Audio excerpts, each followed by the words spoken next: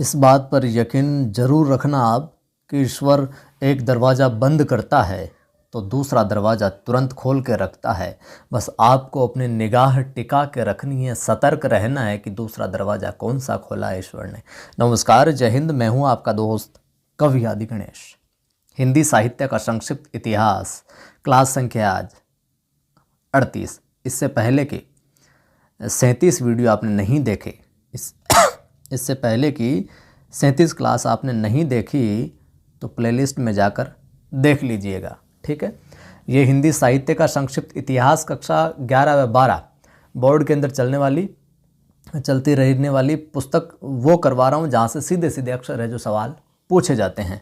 और 3 PM पर अपनी क्लास होती है पाठों वाली। 9 से 12 के पाठ चल रहे हैं, जिनमें अभी कक्षा 10 चल रही है। तो नागार्जुन साहब की जो कविता है, ये दंतुरित मुस्कान और फसल दोनों को गज़ब के तरीके से एक्सप्लेन किया है। 3 बजे वाली क्लास में आपने नहीं देखी तो देख लीजिएगा। 6ठा अध्याय आज कंप्लीट हो गया है। अब बात करते हैं, अनुरोध आपसे, वीडियो को लाइक किया करें, आप शेयर किया करें, और पहली बार देख रहे हैं चैनल को सब्सक्राइब करें, बेल आइकन क्लिक करें, ऑल नोटिफिकेशन पर क्लिक करें ताकि हर वीडियो की सूचना मिलती रहे, ठीक है। ये छायावादोत्तर काल के अंदर जो विधाएँ हैं, गद्य विधाएँ, उनमें आज हम बात करेंगे कहानी की, ठीक है। प्रमुख चीज़ें नोट करते चलिएगा। कहानी एक प्रमुख विधा है। आपने भी कई सारी कहानियाँ पढ़ी होगी, सुनी होगी। नई कविता के सादृश्य पर नई कहानी विकसित हुई। जैसे जैसे नई कविता चली, उसी के पैरेलल समानांतर एक नई कहानी भी विकसित हुई। उसके बाद सचेतन कहानी, नई कहानी, उसके बाद सचेतन कहानी, कहानी, ये आंदोलन भी चले। और इन आंदोलनों को चलाने वाले कौन थे? मैंने बोला ना आपको, आप जुड़े रहिए हिंदी साहित्य इतिहास को, जहाँ से डायरेक्ट सवाल क्लिक होते हैं। वो छोटे छोटे वीडियो में शॉर्ट रूप में आपको आगे बताता रहूँगा कई वीडियोज़ के अंदर। 1950 के आसपास की कहानियों में व्यक्तिगतता का दबाव बढ़ता गया। प्रगतिवाद और मार्क्सवाद से हमारा क्या मोह भंग होने लगा था कि ये प्रगतिवाद मार्क्सवाद हमें नहीं चाहिए। स्वतंत्रता प्राप्ति का उल्लास भी कहानियों में दिखा, किंतु शीघ्र ही स्वतंत्रता से प्राप्त होने वाले सुख के प्रति रोमानी जो मोह था वो टूट गया और व्यक्ति एक तरह के अलगाव के घेरे में खड़ा हो गया। 1962 में जब भारत और चीन का युद्ध होता है, हमें रोमांटिक छद्म आवरण से यथार्थ की भूमि पर ला पटकता है। माफ़ करें, जो रोमांटिसिज्म का जो हमारे ऊपर भूत सवार था, उस आवरण को हटाता है और यथार्थ की भूमि पर लाकर खड़ा करता है कि तुम कहाँ किन चक्करों में पड़े हो, वास्तविक स्थिति यह है तुम्हारी। जिससे 7वें दशक में संतरास, एक तरह का अलगाव, बेगानेपन और ऊब से संबंधित है जो कहानियाँ फिर देखने को मिली। यशपाल ने प्रगतिवाद से प्रेरित होकर धन की विषमता पर प्रहार किया। उनके कहानी संग्रह हैं, लिखिए यशपाल, और यशपाल के सामने लिखिए कहानी संग्रह पिंजड़े की उड़ान वो दुनिया, पिंजड़े की उड़ान वो दुनिया, अभिशप्त, तर्क का तूफान, ये कई बार पूछी गई है। भस्मावृत चिनगारी, फूलों का कुर्ता, उत्तमी की माँ, सच बोलने की भूल, ध्यान में रखिएगा, तुमने क्यों कहा कि मैं सुंदर हूँ, तुमने क्यों कहा कि मैं सुंदर हूँ, ये सभी के सब कहानी संग्रह किसके हैं? यशपाल साहब के। अज्ञे ने मुख्यतः व्यक्ति के आत्मसंघर्ष और व्यक्ति और परिवेश के संघर्ष का चित्रण किया है। अज्ञे की कहानियों में व्यक्ति के आत्मसंघर्ष की गाथा मिलती है और व्यक्ति और उसके आसपास का जो परिवेश है उसके संघर्ष का, स्ट्रगल का चित्रण है जो देखने को मिलता है। उनके विपदगा कहानी संग्रह हैं ये, और परंपरा, कोठारी की बात, शरणार्थी, जयदोल, अमर वल्लरी और ये तेरे प्रतिरूप प्रसिद्ध है जो कहानी संग्रह है। देखिए, एक त्रिपथगा मिलता है। हालांकि ज़्यादातर जगह त्रिपथगा देखने को मिलता है और इसी को सही माना गया, लेकिन आपको इस पुस्तक में विपथगा दिया गया। त्रिपथगा और विपथगा, इन दोनों को जरूर ध्यान में रखिएगा। या तो ऑप्शन में त्रिपथगा आएगा या फिर विपथगा आएगा, तो ये चीज़ आप जरूर ध्यान में रखिएगा। लेकिन मिलता त्रिपथगा ही है हमेशा, ज़्यादातर पुस्तकों के अंदर, ठीक है। तो ये आगे की कहानी संग्रह में ये चीज़ जरूर ध्यान रखिएगा। इलाचंद्र जोशी ने अपनी कहानी में मनोवैज्ञानिक केस हिस्ट्री पिरोई है। केस स्टडी है जो केस हिस्ट्री जो पिरोई, और वो भी मनोवैज्ञानिक, साइकोलॉजिकल। किसने? जोशी साहब ने। इस दिशा में अग्रसर होने वाले भी अकेले कहानीकार हैं। खंडहर की आत्माएं, लिखिए खंडहर की आत्मा, इलाचंद्र जोशी की। डायरी के नीरस पृष्ठ, आहुति और दिवाली उनके प्रमुख कहानी संग्रह हैं, जिनमें खंडहर की आत्मा और डायरी के नीरस पृष्ठ जरूर ध्यान में रखिएगा इलाचंद्र जोशी की, जो कि मनोवैज्ञानिक केस हिस्ट्री है एक तरीके से। अश्क की कहानियों में देखें उपेंद्र नाथ, अश्क की कहानियों में तो विविधता के दर्शन होते हैं। विष्णु प्रभाकर, कमल जोशी, निर्गुण, भैरव प्रसाद गुप्त, अमृत राय आदि अपेक्षाकृत नई पीढ़ी के कहानीकार हैं। वहीं लिखिए विष्णु प्रभाकर की एरो लगा, लिखिए विष्णु प्रभाकर की धरती अब भी घूम रही है। जो कहानी है कई बार पूछी गई, धरती अब भी घूम रही, किसके? विष्णु प्रभाकर की है और ये नए बोध के निकट है। कमल जोशी की है शिराजी और पत्थर की आंखें अपने है कमल जोशी साहब की, ये चर्चित कहानियाँ रही है। आगे हम देखें तो सन 1950 के बाद हिंदी कहानियों में दो विरोधी स्वर दिखाई पड़ते हैं। कौन कौन से? एक मूल्यवादी स्वर और विघटित मूल्यों के परिवेश में चीख, त्रास या बदले हुए रिश्तों का स्वर। छठे दशक में ग्रामांचल के साथ साथ कस्बों और नगरों की कहानियाँ भी लिखी गई। ग्रामांचल के कहानीकारों में शिव प्रसाद सिंह, मार्कंडे और फणेश्वर नाथ रेणु के नाम प्रमुख हैं। इसके पहले गांव अपने परिपार्श्व की पूर्णता में चित्रित नहीं हो पाए थे, किंतु इन लेखकों ने गांव के जो चित्र या चरित्र खींचे हैं, प्रस्तुत किए हैं, वे मूलतः क्या थे? रोमांटिक थे। मार्कंडे जी के कहानी संग्रह लिखिए, मार्कंडे जी के कहानी संग्रह आर पार की माला, मार्कंडे जी का कहानी संग्रह है आर पार की माला। मुर्दा सराय, ध्यान में रखिएगा, मुर्दा सराय, इन्हें भी इंतजार है, ये प्रमुख है। उनके गुलरा के बाबा और हंसा जाई अकेला, ये ध्यान में रखिए, गुलरा के बाबा और हंसा जाई अकेला में अतीत के प्रति रोमानी दृष्टिकोण दिखाई पड़ता है, तो ये भी ध्यान में रखिएगा। मार्कंडे जी के रोमांटिक यथार्थ का सर्वाधिक जो चटकीला, समग्र और जो आत्मीयतापूर्ण रंग जो रेणु की कहानियों में मिलता है, वो और कहीं नहीं मिलता। माफ करें, गांव की धूल माटी, आंगन की धूप, बेलों की घंटियाँ, धान की झुकी हुई बालियाँ, गमकता चावल, मेला ठेला, हंसी ठिठोली आदि के वर्णन में गांव ही नहीं पूरा अंचल है जो उभर आता है, समाहित हो जाता है। इस दृष्टि से लाल पान की बेगम और तीसरी कसम विशेष रूप से दृष्टव्य है। लाल पान की बेगम और तीसरी कसम। 60 के दशक में हम बात करें तो युगीन संक्रमण और तनाव की जो कहानियाँ दिखाई देती है, वो मोहन राकेश तनाव के कहानीकार हैं। ध्यान में रखिएगा, मोहन राकेश किस प्रकार के? तनाव के कहानीकार हैं। तनाव और संक्रमण जो देखने को मिलता है परिवारों में, उसको चित्रित किया मोहन राकेश ने। मोहन राकेश की कहानियों में लिखिए साहब मलबे का मालिक, कई बार पूछी गई है। मोहन राकेश की कहानियों में मलबे का मालिक, एक और जिंदगी, विशेष कहानियाँ हम भी देखेंगे सेकंड ग्रेड में इनकी। उनके कहानी संग्रह में और देखिए आप, नए बादल, जानवर और जानवर, एक और जिंदगी, ये आदि है। राजेंद्र यादव की कहानियों में आधुनिक भावबोध है जो व्यापक सामाजिकता लिए हुआ है। उन्होंने निर्व्यक्तिकता पर विशेष बल दिया है। किसने? राजेंद्र यादव ने। जहाँ लक्ष्मी कैद है, जहाँ लक्ष्मी कैद है किसकी? राजेंद्र यादव की, कई बार पूछी गई है, देखेंगे इसको भी। अभिमन्यु की आत्मकथा, छोटे छोटे ताजमहल, किनारे से किनारे तक, लिखते जाइए, किनारे से किनारे तक, वीडियो को पॉज करके भी लिख सकते हैं आप आराम से। प्रतीक्षा, टूटना और अन्य कहानियाँ, अपने पार आदि उनके प्रमुख कहानी संग्रह है। किसके? यादव साहब के अपने। कमलेश्वर की कहानियों में बात करें तो युगीन संक्रमण का मूल्यान्वेषी स्वर मिलता है। लिखिए कमलेश्वर की कहानियाँ, प्रसिद्ध कहानियाँ, देवा की माँ, नीली झील, खोई हुई दिशाएं, मांस का दरिया, यामा द पिट कई बार पूछी गई, ध्यान में रखिएगा। इसी दशक में नरेश मेहता और रघुवीर सहाय, सर्वेश्वर दयाल सक्सेना, धर्मवीर भारती, कुंवर नारायण रामदरस मिश्र आदि कवियों ने क्या अपने अपने ढंग से कहानियाँ लिखी है। देखो साथियों, अपन बोरियत महसूस हो सके आधुनिक काल के मायने, और आधुनिक काल की जगह अपनी ये गद्य विधा है ना, सगड़ी जितनी भी विधा है आ के मायने कहीं कोई यहाँ मजवा वाली कोई बात को नहीं, लेकिन एक किताब के मायने प्रमुख रचनाकार दिएड़ा है, प्रमुख रचना दिएड़ी है वहाँ की, तो अपन भी चीज़ ने ध्यान में रखकर अति तो याद करनी ही करनी है।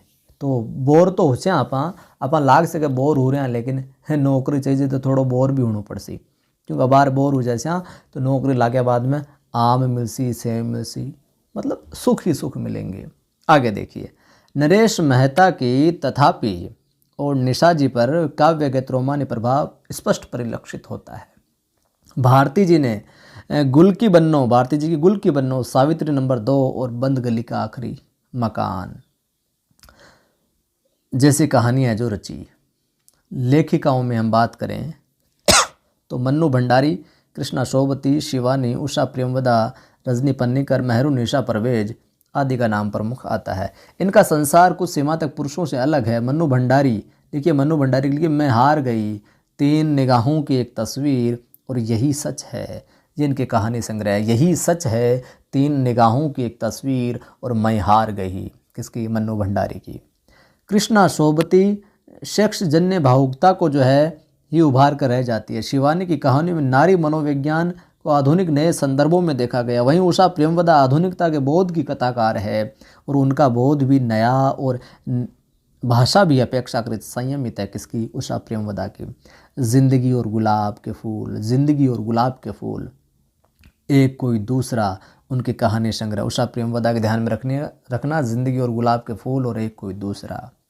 7वें दशक के आरंभ में हम बात करें तो निर्मल वर्मा की कहानियाँ विशेष चर्चित रही थी। उन्होंने हिंदी कहानी की परंपरा को छोड़कर अपने को पाश्चात्य परंपरा से जोड़ा। परिंदे, वर्मा साहब की परिंदे ऐसी एक कहानी है। उनकी लंदन की एक रात, कुत्ते की मौत, ये विशेष स्थान रखती है। लंदन की एक रात, कुत्ते की मौत और परिंदे। 70 के दशक में आधुनिकता बोध को लेकर लिखने वालों में रामकुमार, विजय चौहान और राजकमल चौधरी का नाम उल्लेखनीय है। 7वें दशक में मोहभंग का दशक कहना उचित होगा। कहानी के क्षेत्र में 7वें दशक को मोहभंग का दशक कहना उचित होगा। ध्यान में रखिएगा इस चीज़ को भी। चीन से पराजय के बाद पुरानी पीढ़ी के प्रति क्षोभ आक्रोश का प्रारंभ यहीं से हुआ कि उन्होंने किया क्या हमारे साथ। इस दशक की कहानियों में ऊब, विघटन और सतही विद्रोहात्मक रवैया अधिक दिखाई देता है। ज्ञान रंजन, दूधनाथ सिंह, गंगा प्रसाद विमल, गिरिराज किशोर, रविंद्र कालिया, महेंद्र भल्ला, ज्ञान प्रकाश, काशीनाथ सिंह आदि इस दशक के अन्य उल्लेखनीय कहानीकार हैं। ज्ञान रंजन की फैंस के इधर और उधर, पिता, दूधनाथ सिंह की रक्तपात और गंगा प्रसाद विमल की एक और विदाई, प्रश्न चिन्ह ऐसी कहानियां है। नोट कर लीजिए इनको वीडियो रोककर। ज्ञान रंजन साहब की फैंस के इधर और उधर, पिता, दूधनाथ सिंह की रक्तपात, गंगा प्रसाद विमल की एक और विदाई, प्रश्न चिन्ह ऐसी कहानी। और गिरिराज किशोर की पेपरवेट बहुत बार पूछी गई है। ये कहानी है गिरिराज किशोर की पेपरवेट। ठीक है, ये कहानी संग्रह। आगे हम बात कर लेते हैं निबंध की। कहानियों के बाद में निबंधों की। नोट कीजिए निबंधों के अंदर तो आपको पता ही है शुक्ल जी का कोई शान ही नहीं है। तो आचार्य रामचंद्र शुक्ल ने वैचारिक निबंधों को उत्कर्ष की चरम ऊंचाई पर पहुंचा दिया और शुक्ल जी के जो समीक्षात्मक निबंध थी की परंपरा की अगली कड़ी के रूप में समीक्षात्मक निबंधों को लिखने की जो अगली कड़ी है, अगली श्रेणी के अंदर कौन नाम आता है? नंदू दुलारे वाजपेयी साहब का नाम है जो आता है। जयशंकर प्रसाद आधुनिक साहित्य, नया साहित्य, नए प्रश्न आदि संकलित निबंधों में उनकी सूक्ष्म, ये जयशंकर प्रसाद साहब के आधुनिक साहित्य, नया साहित्य, नए प्रश्न, संतुलित दृष्टि, गत्यात्मकता और रचनात्मकता, इसका परिचय मिलता है। इस काल के सबसे महत्वपूर्ण निबंधकार कौन? हजारी प्रसाद द्विवेदी रहे हैं। उनके ललित निबंधों में हजारी प्रसाद किस प्रकार के ललित निबंधों में सांस्कृतिक विरासत के वर्चस्व के साथ नवीन जीवन बोध, उत्कट जिजीविषा और नई सामाजिक समस्याओं के बीच राह पाने की लालसा जो सर्वत्र दिखाई देती है। द्विवेदी जी का व्यक्तित्व लचीला और निरंतर क्या है? विकासमान है।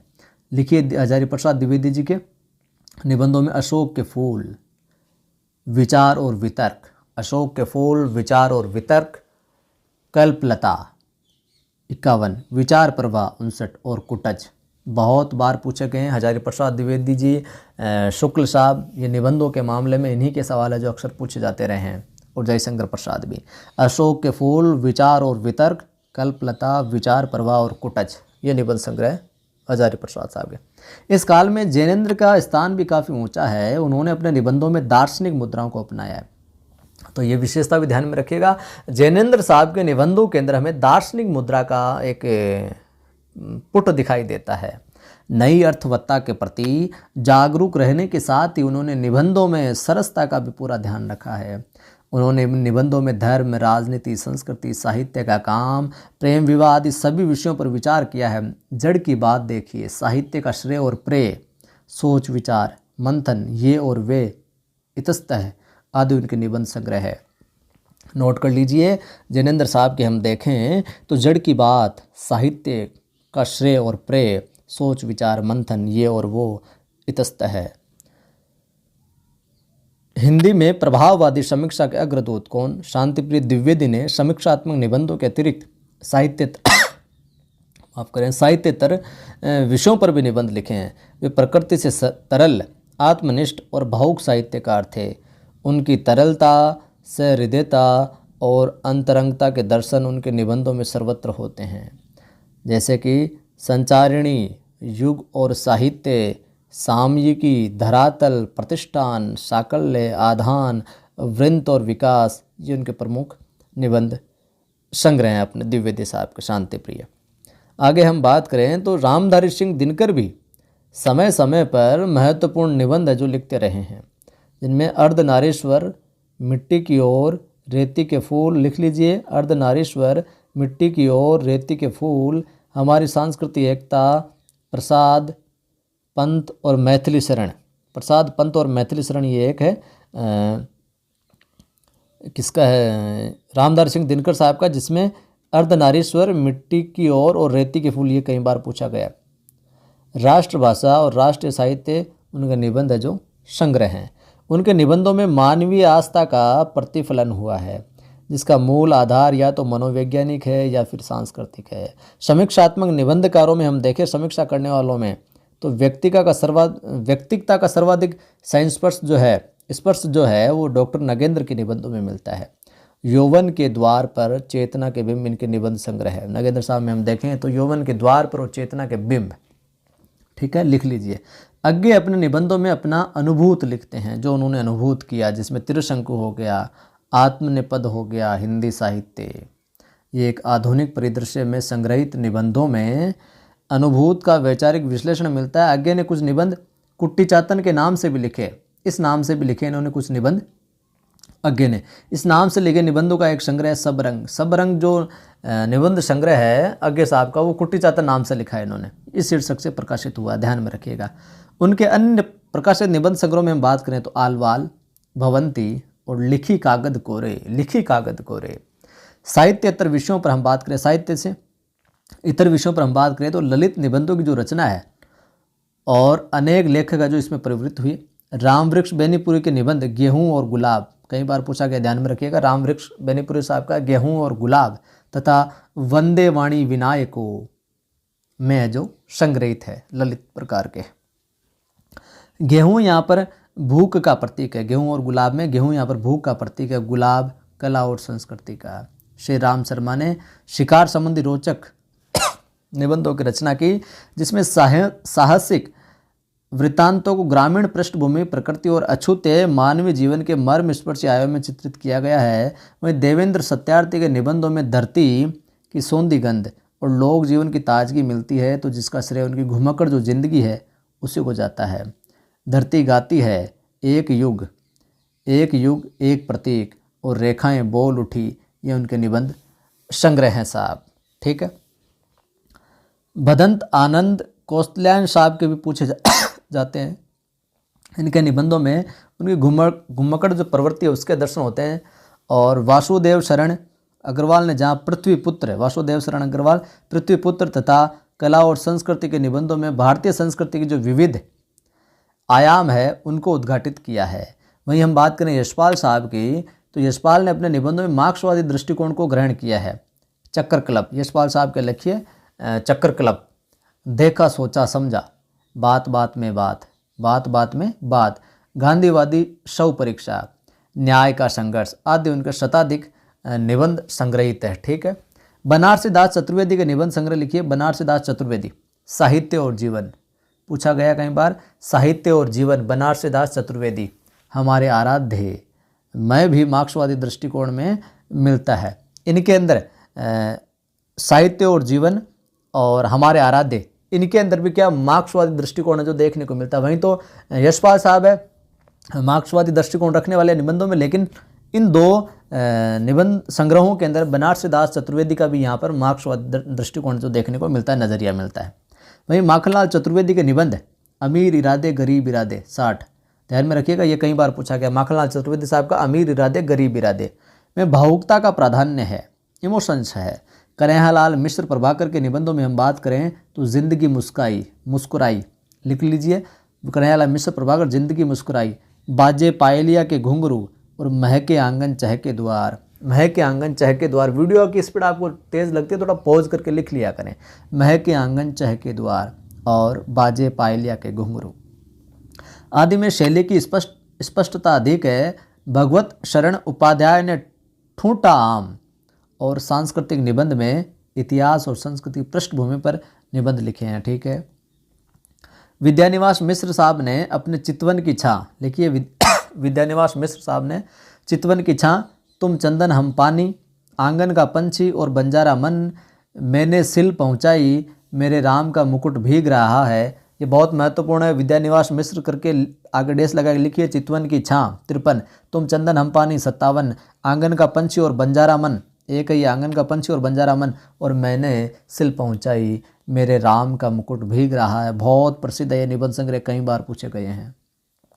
वहीं धर्मवीर भारती जी की हम बात करें तो हल्के फुल्के विनोद द्वारा हास्य वाला हिपोक्रेसी का पर्दाफाश करते हुए ठेले पर हिमालय, कहनी अनकहनी पश्यंती, ठेले पर हिमालय, कहनी अनकहनी और पश्यंती, ये किसके हैं?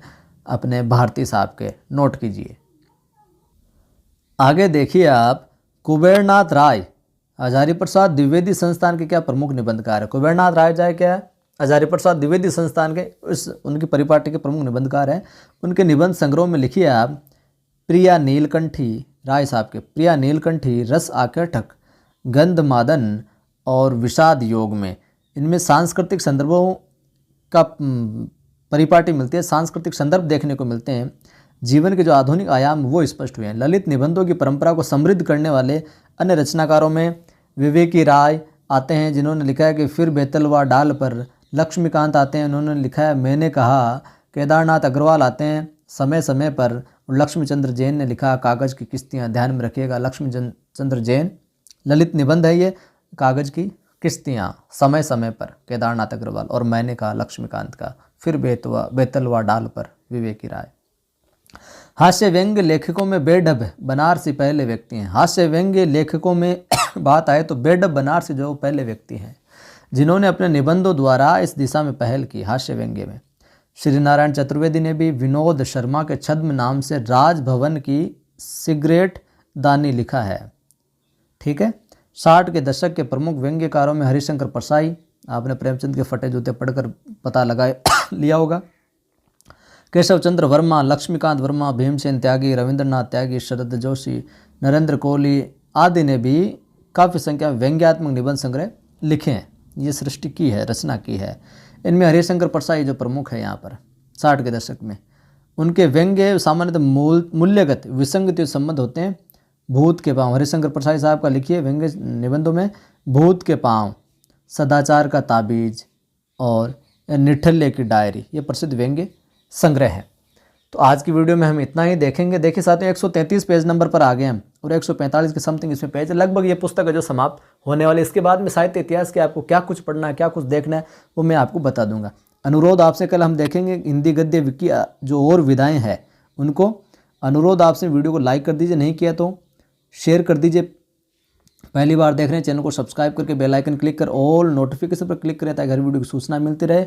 और 3 PM वाली आपने क्लास नहीं देखी तो देख लीजिएगा। नागार्जुन साहब की दोनों कविताओं को बहुत श्रेष्ठ तरीके से आपको समझाया है। जय हिंद, फिर मिलता हूँ।